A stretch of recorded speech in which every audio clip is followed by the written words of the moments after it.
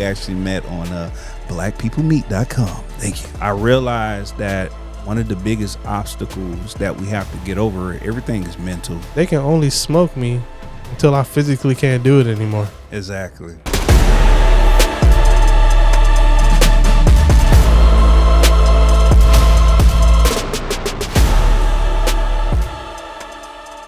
Hey, what's going on, family? Welcome to another episode of Call to Serve Podcast.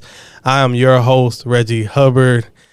I am here with another day one from the police academy. My guy, Naeem Craft. Now, check this out. Naeem has been serving for almost 12 years. He's been married for a whopping 9 years and counting. And he's also the founder of Hamu Woodworks Design Co. So, without further ado, I'm going to introduce y'all to my boy Kraft. Macaroni and cheese, baby. Oh, boy. What's up, bro? Welcome. What's going on, man? What's going on? Man. Kraft macaroni and cheese. Jesus Christ. Oh, man. Listen, man, I wasn't going to let it die down, man. I know. If only I had some Kraft cheese and macaroni money, then we'll be good to go. Man, hey, man, I'm super excited to have you here, brother. Thank you so much for making the trip to come out and support the podcast and tell your story, man. So, man, let's get into it now. You've been in law enforcement, like myself, for about 12 years or so. Right. You're currently a patrol sergeant. Yes. Man, so we could come back to that, but let's just tell us a little bit about your story, man. Like what's been going on with you leading up until the point where you decided to go into law enforcement. Tell us about that experience through the academy. Right. Oh my God, the academy experience. So I got into law enforcement 2013, and I always wanted to do some kind of form of public service. To be completely honest with you, I actually wanted to be a firefighter. And with that, don't give me that look, man. Do not give me that look. But with that process, applied with Gwinnett, a few other agencies within the metro Atlanta area. And one of the things was like, well, your driving record, you need to let a few things, because I had been involved in a few accidents. And it was like, yeah, you need to let some stuff fall off. So I had to actually apply with the cab. And during that time period, I was just working part-time for AutoZone. Okay. Yeah. So just to, get the bills paid. I had went through a divorce during that time period. Life was just kind of, I was just kind of going through the progressions of life and certain things. And once the agency called, I hopped on the opportunity, man. It was gonna be something different, but I was up for it. Yeah, man. So yeah, it's cool, man. We can say the cab. It's all good, cab, man. Yeah, okay. Yeah. Yeah, we and we could blame Rainey for that. Yeah. He was on. Shout out to Rainey. And I said I ain't gonna say the agency. He said, nah, I'll say it for you. The cab. So yeah, shout out to Rainey. Right. Okay. Right. So all right. So even before that, yeah.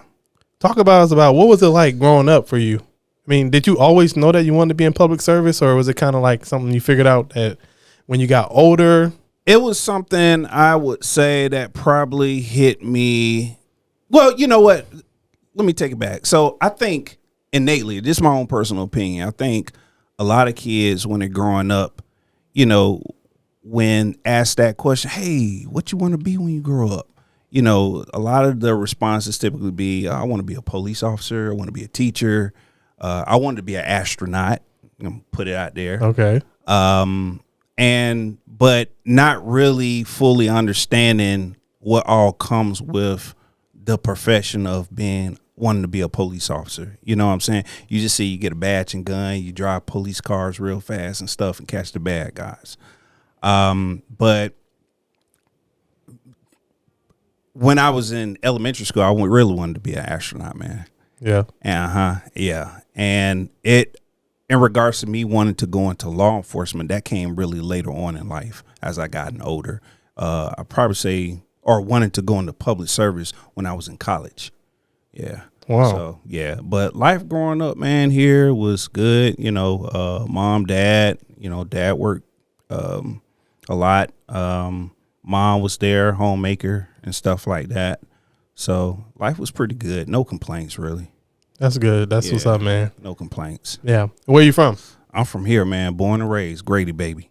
Grady, baby. Grady, baby. That bro. dude a Grady, baby. Yes, sir. Man. Yes, sir. You don't find too many of us, though. Nah, man. So I know a lot of people come from other places and move here, but yeah, I'm born and raised. You're a different breed, man. I've heard that. Yeah, man. Shoot. All right, man. So, hey, we got to talk about the academy, man. Like, oh boy, that was a whole adventure in itself. That was a whole adventure, man. I got a question for you. You remember when you had to go around acting like an airplane? Here you go, riding off of rainy stuff again. I heard the last podcast and me being the airplane. Redan. Yeah. I actually regret because I got called out on that and was put in that position because I was wearing my high school class ring. Yeah. And you remember was a couple days before when we was at headquarters, it was like, make sure you, unless you're married, take all your rings off, all your jewelry off. And I had been wearing my ring for so long, for so many years, that it was almost like it was a part of me. I forgot that I had it on. And they called it out right there on the range, man, when we was getting smoked. Oh, and, yeah. That was my worst case scenario right there, bro. For real. They told me to grab a tire and pretty much run around the group as y'all was getting smoked and make sounds like I was an airplane and stuff, dude. It was crazy. It was crazy. You obviously know it was different. Because remember when they took us out to the range after we had left the academy to get ready to get smoked. I forgot what time it was, but it was dark and it was cold and it was in November. And as soon as they got us out there on that 50-yard line, I don't know what it was. It was almost like apocalyptic. Yeah. Because, they had those burn barrels and it was like a ash coming from the sky. It was actually coming from the burn barrels, but it was like snow. It looked like snow, but it was actually ash. Yeah. And it just seemed like, oh my God, I don't think I'm gonna make it out of this. Yeah. So it was crazy, but fun times. It was definitely eerie. I was like, and at that point in time, I was already a veteran, right? Right. So I had been through,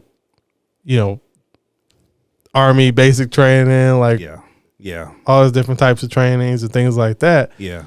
And to me, I was still like, dang, man, like when I look back at this process, I was like, man, that was slick. A little bit harder than a lot of my military training, man. Like, it was an experience, man. So I guess what was your mindset going into the academy? Because I mean, how old were you when you went into the academy? I was about, I want to say 34, 35. Mm-hmm. So I was, if you remember, I was kind of like one of the older cadets or recruits. Yeah. It was me. I'm sure you remember. Shout out to Knowles. Yep. Shout out to Smith. Who was like 59. He was 59. 59-year-old 60 years Marine. old. Marine. So, and also, shout out to you, man. People like you, Hazlet, Knowles, because y'all had that military experience in regards to formation. And so when we got out there on the field early that morning, had to line up, y'all kind of had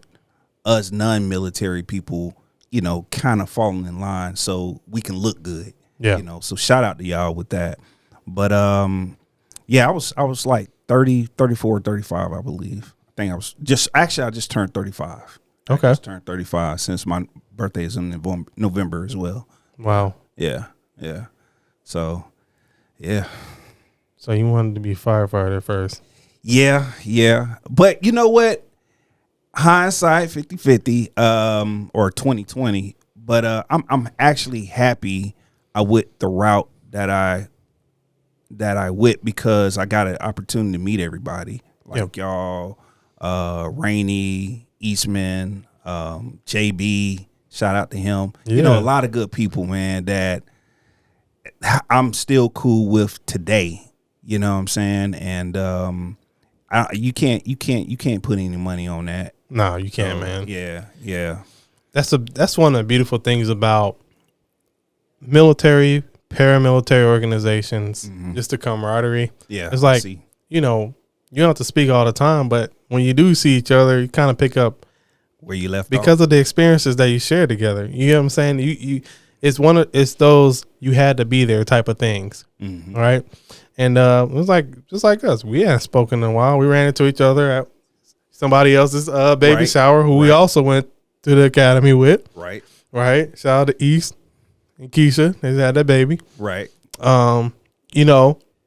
But instantly when we saw each other, it was all love, man. It was just like boom, like that time hadn't even gone by. Yeah. You know what I mean? And those are the type of things and relationships and bonds that you just can't get everywhere. That's true. You get what I'm saying? Yeah. So I'm definitely grateful for that. I'm grateful that I ran into you and your lovely wife. You know what I'm saying? Man, so 12 years, bro. 12 years. What would you say is maybe one of the biggest lessons that you've learned in law enforcement over this 12 years? Because I'm sure a lot of things have happened. Yeah. You left the cab. Yeah. Right. How long have you been with your current agency? Going on 3 years. It'll be going on 3 years because, my current agency is like a brand new agency. Mm-hmm. And I was like part of the inaugural crew that came in at their very, very beginning in 2022. So going on 3 years. Okay. Yeah. So, I would probably say one of my biggest things that I've learned, I actually learned it on day one when we was in the on the range getting smoked. Yeah? Yeah, and I'll tell you what that is it's all mental. Everything is mental. And I say that because when we was out on the, 120 yard line? Yeah, something like that. When they had us doing the bear crawl up and down the hill, I realized I was like, oh my God, I don't think this is going to end. I don't think I'm going to make it through. Because little known secret, I mean, obviously I can talk about it now. I couldn't talk about it then because I didn't want to risk being recycled or kicked out. But I was actually having some leg problems throughout the academy, even when I was in cadet status. Yeah. And I had to try to kind of hide that pain a little bit and stuff, so not to get recycled or called out. But I realized that one of the biggest obstacles that we have to get over, everything is mental. True, it was physically arduous, but at the end of the day, you come to that realization once we got up to the top of the hill and it was like, stop. It was like, okay, all right, there has to be an end in sight. What you're going through is messed up right now, but just know there is an end, and it's not going to be, how you want to say it, drawn out any further. So it's always going to be an end. There was an end when we was in the academy. Yep. Got our 6 months knocked out the way. It was going to be an end in which we graduate and get assigned to our respective precincts. So that's really my biggest thing. Always taking with me is that there's going to be an end in sight. You're going to have a goal and you're going to be able to achieve it. It's all mental, really. A lot of times we kind of mess ourselves up when we overthink the process or, think how hard something going to be, and we kind of talk ourselves out of it, kind of screw ourselves proverbially. So that's what I learned, really. Man, that's very powerful, man.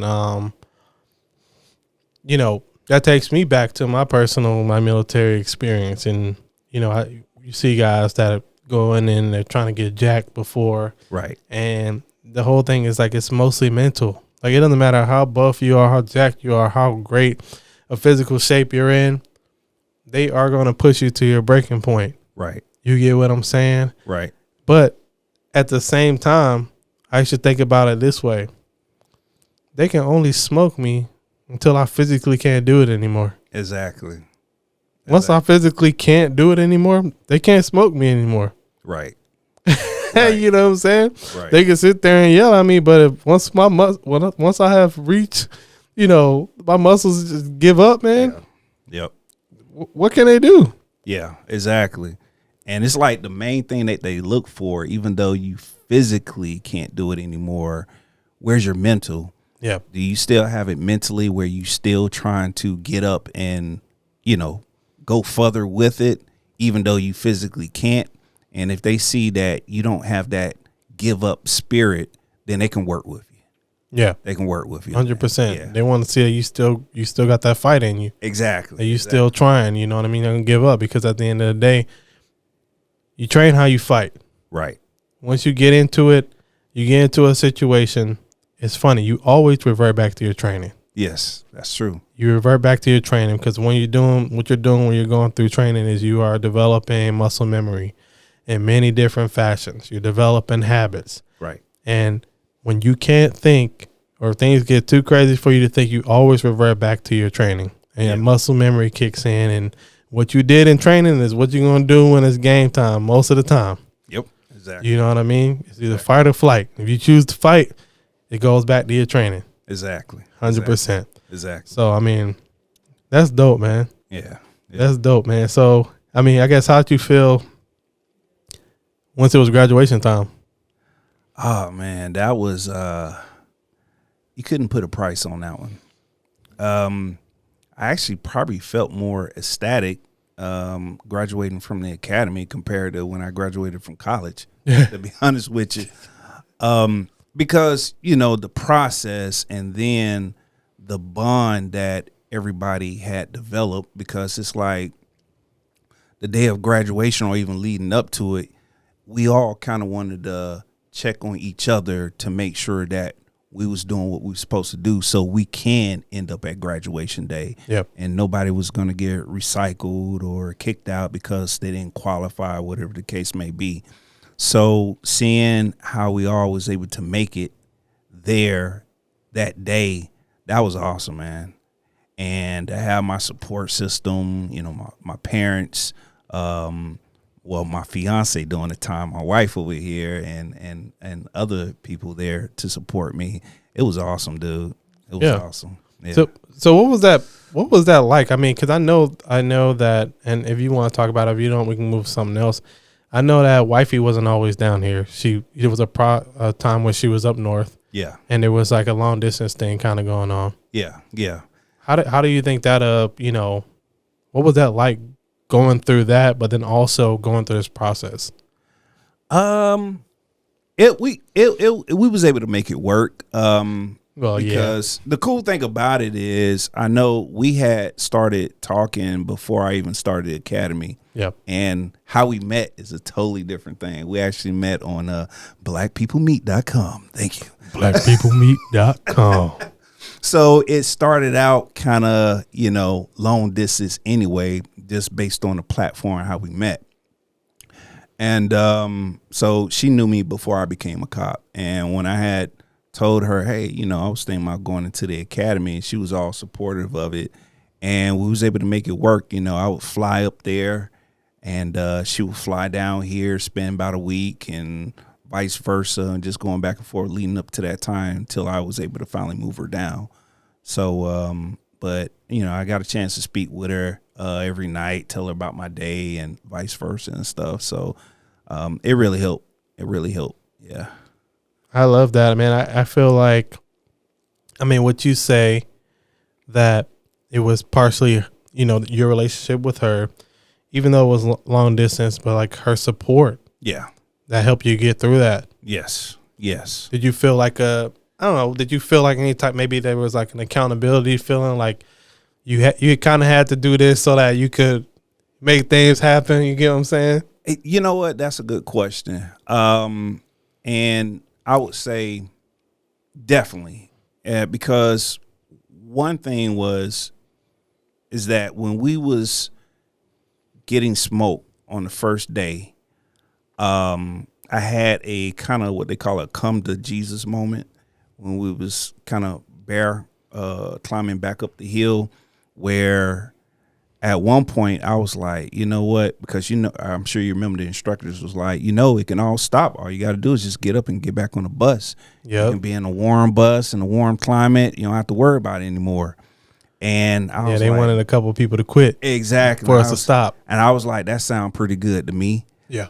But at the end of the day, I was like, well, if I do that, I got to go back to AutoZone, and you know what I'm saying, that's not happening. Not knocking AutoZone. Shout out to y'all. But I was like, yeah, that's not happening. I gotta keep going. And next thing you know, probably like moments later, after we made up the hill, it was like, all right, stop. That's it. So I felt it was definitely my mission and my duty to continue on, because there was a lot of potential that came out of proceeding forward. Yeah, life changing, possibilities. So, man, yeah. Well, I'm glad it seemed like it worked out, man. You got the girl. Yeah, the lady. I did. You ended up wifing her. Yep, I looked up on that. one. You know what I'm saying? That's what's up, man. Yeah. Blackpeoplemeet.com. Hey.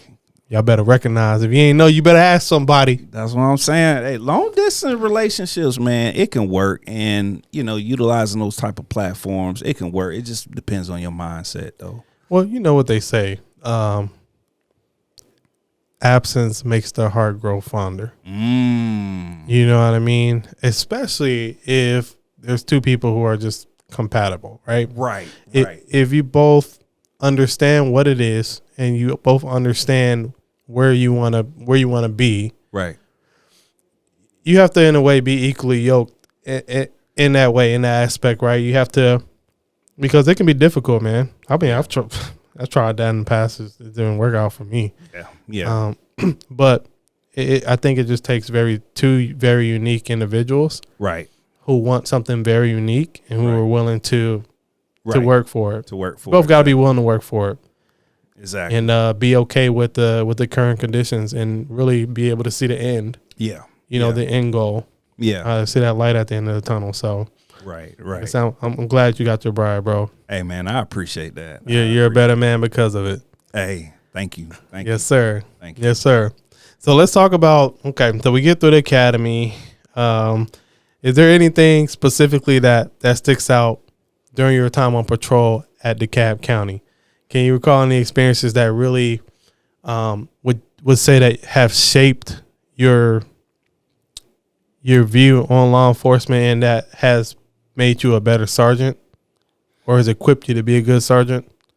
I think I'm sure probably many law enforcement personnel, especially officers that's on the road, can probably attest to is, you're going to supervision, you're going to have some sergeants that, you try to take the positive attributes from and say, okay, I can use that. I like that. Yeah. And then you got some where you be like, So yeah, I that's one of the main things. I try to, I was blessed to have some supervisors within my life that was able to just kind of sit me down and just say, hey, look, this is the reality of what the profession that you're in right now.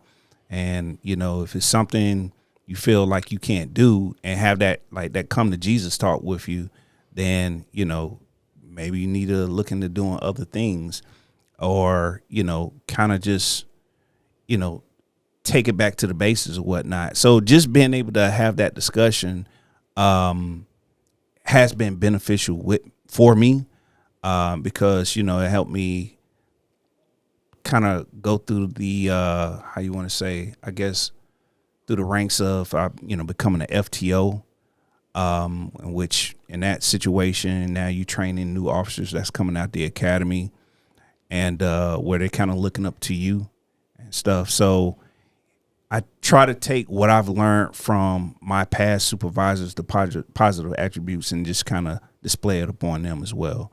And that's even playing like an important role in my role today as an actual supervisor, an actual patrol sergeant on the road. Just to try to put people aside and talk with them. It's not always about writing people up all the time.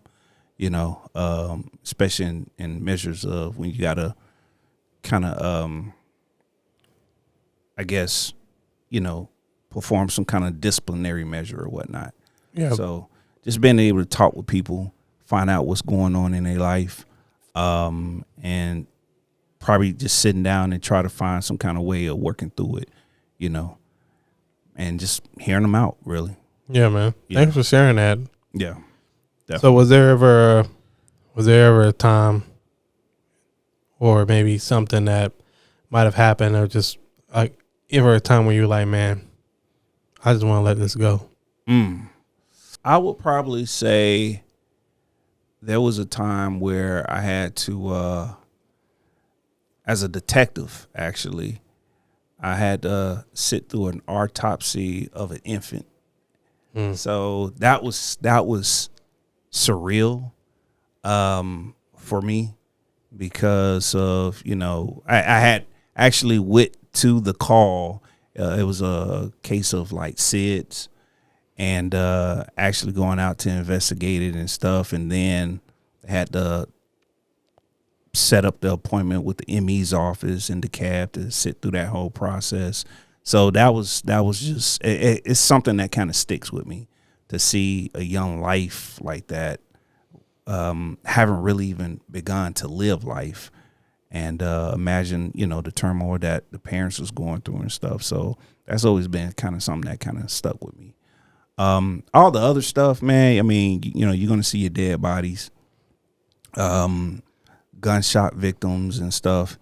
And unfortunately, you kind of get desensitized by it a little bit. Yeah. I guess, the career kind of prepares you for it, and, you do what you got to do to cope. But that kind of stuck with me a little bit. Yeah. I ain't even going to lie to you. So I think that's powerful statement. Yeah, we can get desensitized to it. You can go to, a fatal vehicle accident. See somebody just all like folded up. Yeah. And, once the coroner or whoever shows up or TSU shows up, do their thing. Yeah. And you go back 10-8. Yep. Like, all right, man, what's to eat? I'm hungry. Right. You know what I mean?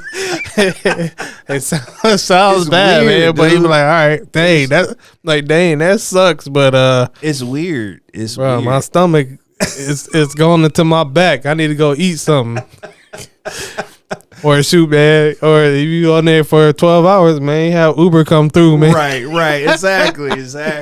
I mean, I ain't never done that before, but right. I mean, law enforcement is that type of profession where, and I imagine being a firefighter, where you're going to be around that, and it's amazing how desensitized you can get, where that stuff don't affect you like that anymore. You don't necessarily take it home with you either. Yeah. And especially being from the agency that we're from, where it's like that. That was, I mean, I know your particular precinct, man, y'all used to probably come on a roll call with like 20 calls pending. Bro. Like off the rip. Bro. And heck, some of those calls probably be person shot calls, and you just got to kind of prioritize. Oh yeah. So but yeah, it's law enforcement is something else, man. It's definitely that profession where you can become desensitized, but at the end of the day, it kind of just help you through the process with all the stuff that you see, on a daily basis. So are you glad that that you made that decision and you took the role of a patrol sergeant? I am. I know that was gonna be something that was kind of coming in line when I was with my prior agency with DeKalb. I was in line to becoming a sergeant there, and then when I made the decision to leave to go over to the agency I'm with now, and I was able to work my way up to being a sergeant. So I am very thankful for the experience, and to be able to say I have that supervision title under my belt. So I love it. I love the team I work with. Great group of guys and girls and colleagues and everything. So yeah. Yeah, man. I think anyone who who's serving under your leadership right now, I think they're extremely lucky, man. Because I even remember like when we were in the academy, you didn't really let too many things phase you, man. Like you was just always just like mellow. I mean, there was times you got frustrated. Right. We all did, right? Right. But for the most part, man, like I looked at you as like an uncle, honestly. Oh wow. Because I'm like, man, Unc cool, man. Like, you know what I'm saying? Uncle Kraft macaroni and cheese. Oh wow. You know what I'm saying? He cool, man. Like it's all good, man. You know. But I always remember, man, you always was laughing, always smiling. Right. You know, just had a very cool demeanor about yourself. Just real cool, mellow dude, man. And that's what people need in time of crisis. That's what they need. Yeah. It's to see, you know, just a calm, a calm presence. Right. And that I think that's what I mostly remember about you. Like, you know, you had some of the issues with the legs and stuff like that, bro. You know, but I mean, it is what it is. You got through it, and you know you're thriving, bro. So appreciate it, man. Man, that's dope, man. Appreciate it. You know what I remember about you? What's that? Drake. Drake. Yeah, bro. Yeah, man. You couldn't escape that, dude. Nah, bro. Not escape I still can't, man. I imagine. I still get called Officer Drake. Yep. I get called Drippy Drake. You know what I mean? So sometimes we have those names or those monikers, man. We just can't escape, dude. So. It's all good, man. I remember when there was a picture of me. I took a selfie one day, and they put it all over the precinct, bro. Really? Oh man, they roasted me. Oh wow, so bad, bro. They put it everywhere. Seriously? Yeah, it was so funny. How long did they have it up for? Oh man, dude, it was up there for a minute. I mean, it had to be at least a couple of weeks, a month. I mean, wow. Who knows? It's probably still up there somewhere. Oh, that's crazy. That's crazy. But yeah, man, good times, man. Good times. Certainly. So, man, let's talk about outside of police, man. I know that that you all have started a business. So you actually just learned that you're into woodworking. So why don't you tell us about your business? Okay. It's called Hamu Woodworks Design Co. And pretty much me and my wife, we had started a business. Well, it started off as a hobby that really started, I want to say maybe 2016 while I was on the road. And it just kind of developed into what it is today, into a business. I love woodworking. I remember probably, 2016.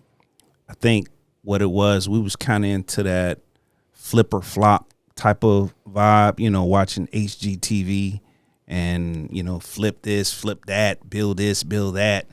And my wife was like, you know what, we need a new kitchen table. So I was like, well, shoot, I can go ahead and make it myself because we've been watching these shows and everything. Come on. So I went to a pawn shop on Memorial Drive, and I had purchased a table saw, a little contractor table saw, and a miter saw, both for like $110. Let's go. Yeah, and it just took off from there. Let's go. Took off from there. And I want to say 2021, that's when we had officially, you know, filed for our registration for the company and everything like that and started. Man, that's dope. Yeah. So what kind of things do y'all make? Tables, stands, Jesus Christ, you name it, built-ins, cabinets, man. Yeah, benches. Man. Yeah, we actually just finished a project for a restaurant owner out in Stone Mountain about a month ago and stuff, where he had commissioned us to make some restaurant tables for a new restaurant that he's opened up, and also some room dividers as well for the restaurant. So yeah, it's really beginning to take off. We enjoy it because it's something that we get to work on together when I'm home. And also, in addition to that, you know, with the business, she also makes candles. Okay. Yeah. Like when I say make candles, I mean she make the vases, the containers that they come in, which is made out of cement. She pour the wax, come up with the scents, everything from scratch. So yeah. Oh man, I'm about to check y'all out for sure, man. I'm about to commission y'all to do something for me and the fam, dog. Hey, let me know. Man. Let me know. So how can people get in touch with you? They can actually go onto our website. It's www.hamuwoodworks.com. They can also find us on Facebook and also on Instagram. I think our Instagram is Hamu2. I can't remember an Instagram handle. That's okay. My life right now. Yeah, we'll get in and drop the links for sure. Yeah. And of course we're on LinkedIn as well. So yeah. Okay, so Hamu, man, tell me what does that come from? What does that mean? Hamu, Hamu, it is Swahili. It stands for passion. So we have a passion for woodworking. So I just thought it'd be kind of fitting to name it that. Yeah. Is there a particular reason why you went with a Swahili? Is there some type of background there, or do you just like Well, we just wanted something different. Okay. Something with a more unique name, but at the same time a name that has meaning. Yes. So that it for some reason, I guess the planets aligned just perfectly to just lead us in that direction towards that particular name. Yeah, man. And it sounded pretty good. So it was like, let's go with it. That's dope, man. Yeah. So there's no, it's no mystery that law enforcement can be very time consuming. Correct. Right. But I think it's very powerful when you have outside of law enforcement, you still have, a business. Yep. A way for you and your wife to connect. Correct. But also do something together. Correct. How would you say that affects the dynamics of your relationship with your wife? I would definitely say it definitely works out because of course the things that you enjoy most, you're going to try to find and make the time for it. And I've been blessed to have a wife that she enjoys woodworking, even though I do most of the building, but she comes in, she do a lot of the quality control and the finishing aspects of it. So it just works, man. Not saying we don't have our moments out in the shop where, we kind of have our little back and forth and she kind of wondering. Because in my mind, the way my mind functions when we're out in the shop, it just kind of like organized chaos, maybe, where I understand what's going on, but someone from the outside looking in be like, okay, what are you doing here? How we doing this? And, having to explain it to them can be frustrating, but at the end of the day, I understand, from their aspect of it. So we do have those moments, but at the end of the day, it all comes together. So, obviously I do it when I'm off or before I go into work because I work overnight. So I have that once I come home, get some sleep, we have that little bit of time to be able to go in and spend a couple hours a day when I'm working to try to, do some fine tuning on something or whatever the case may be. Yeah. So, man, that's dope, man. Yeah. And now she's to the point where it was like, yeah, I think I want to go ahead and make something for my garden. I want to get out there and start cutting some stuff herself. I was like, okay, that's what's up. I'm going to sit back and let you do your thing. Okay. Yeah. Man, that's what's up. Yeah. That's what's up, man. I love, I think it's just such like a powerful thing when a couple builds something together. It is. And I think, I don't have all the marriage experience in the world, but from what I've seen, is that couples that build something together, right? They usually are together longer. Yeah, I agree. Because that when you're building something from scratch, right? Right. What that teaches you and what you experience is how to overcome adversity. Okay. But not just overcoming adversity, you're overcoming adversity together. Right. So I think when you start a business together, it just transforms your mind and it shapes your mind to be able to look at things that may be harder to the average person and be like, I mean, Yeah. man, we can get through this. We got through that. We got through that. We got through that. We had our ups. We had our downs. We had our all arounds. You know what I mean? Right. And I think it just makes your relationship that much more robust.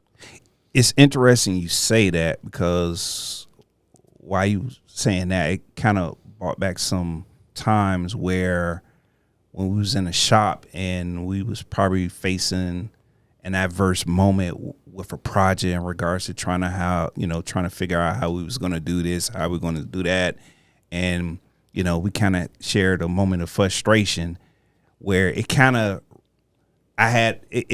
put me in a position now where I'm like, okay, hold up. Let me take it back a little bit, and let me see my fault in this whole thing, and let me go apologize, So,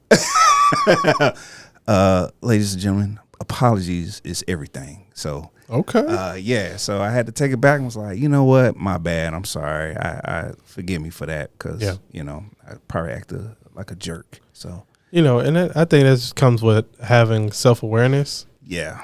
But there's a maturity about that is you'll never overcome anything if you're pointing the fingers at each other. Right. Right. That's just like when some couples, they go to counseling just won't work because they look at counseling as a session where for you to point blame, for you to prove who's right and who's wrong, versus, okay, how about we both acknowledge our contributions to what is happening right now? Right. And we figure out a way that we can overcome this together. Yep, I could definitely been there, done that with the council. Yeah, I totally understand. You hit the nail on the head with that one. Yeah, and we just learned that, man, just through experience, and you have to be in the right mentality, in the right place to be able to be big enough to say, you know what, I messed up. Yeah. I messed up. I'm sorry. Or I apologize, or I'm a human. That's true. That's true. That's true. That's true. That's true. So guys, just get real good at saying yes, dear. Exactly. Yeah, baby, you got it. You got it. Exactly. And I make them think they're right. No, exactly. But you know what though? The crazy thing about it, to give props out to her, there's been times she also came and said, you know what? That's my bad. I'm sorry. What? Yeah. What? Dude. You gotta keep her, bro. Bruh. It's a blessing. So for her to say that, I was like, oh, what? I had to pitch myself a few times. But I mean, it's not like the first time. She done it a few times before, where she has that accountability to be able to say, you know what, I had to think about it. That's on me. My bad. I'm sorry. So total respect, dude. Total respect. Bro. Props. Absolute. Yeah. Props to the queen, dog. Yes. That don't happen often, big dog. Nah, it don't. It really don't. It don't happen often, man. It really don't. Listen, man. So when you get it, you better take it. Yeah, man. Yeah, man. Bro, well, check this out, man. So we're coming up on time, man. But I've been asking this question a lot, man, and I just think it's very powerful. And you've probably heard it in one of my previous episodes, but I love this question. Okay. I need to change it one day, but I don't know when. But it ain't gonna be today. Okay. So, what might people be surprised to know about you? Ooh, I am a kind of a nerd. Okay. And I love living in the 80s. Yeah. Yeah. So, is there anything in particular about the 80s that just kind of keeps you there? I don't know, man, because it's like I every time I think about the 80s, I always think about, like, say for instance, like mall culture. Because malls back during that time period, there was actually malls, and you go to a mall on a Saturday, it just be packed. That was a spot. It had the arcades, had the toy stores. You didn't have toy stores anymore. You had pet stores, the food courts. It was like that was the ultimate meetup place. And that's you know dope. what I'm saying? So growing up in the 80s, I kind of missed that. I ain't even gonna lie to you. Yeah. You know, it's time going to the mall with my parents and just spending the whole day there and just having fun. So I guess that's the reason why the 80s kind of resonate with me a lot. So, well, I don't know nothing about that because I was, I was born in 90. I got you. 90, but, I mean, there was still kind of that culture when I was growing up too. Yeah. You know what I'm saying? The arcades, the malls, you know what I'm saying? You go kick it on the weekends with your friends. Exactly. You know what I mean? It was just the spot. Oh, man, I'm going to pull up at the mall, man. Exactly. The movie theater, you go to the mall, hang out, wait for the movie to start. Yep. You get what I'm saying, Try to man? go meet girls there and stuff. Yeah, so, yep. All right, let me stop. My wife come from somewhere, man. Just be like, come here. But yeah, man. Thanks for sharing that, man. I love that answer, man. That's very cool, bro. Before we let you go, though, all right, I got something for you. Okay. So I got you a custom Call to Serve podcast. Man, thank you. Challenge coin, man. We just really appreciate you, man. Appreciate everything that you're doing in your community that you serve in. For answering the call to serve other people. You know what I mean? And what I want that to be is a reminder of why you serve. So whatever you do with it, wherever you put it or whatever, every time you see it, I want that to be a reminder of why you chose to answer the call. Appreciate you. Thank you, man. You know what I'm saying? Appreciate you, brother. Thank you. And I mean, that's it, bro. Like, it's just simple as that. On the other side is our slogan, serving those who serve others. That's awesome. So that's what we created this podcast to do, man. It's to honor people like you who serve other people tirelessly, relentlessly, sacrificially. Because the reality is that when you put on that uniform, man, and you walk out that door, you never know if that's your last day, if you're not going to come back. That's true. You get what I'm saying? That's true. And I don't think that most people aren't made of the right stuff to be able to handle that type of responsibility and that type of pressure, so to speak. That's true. So that's just a thank you, man. And we'll catch you later, bro. Hey, man, I appreciate you, brother. Thank you. Till next time. Yes, sir.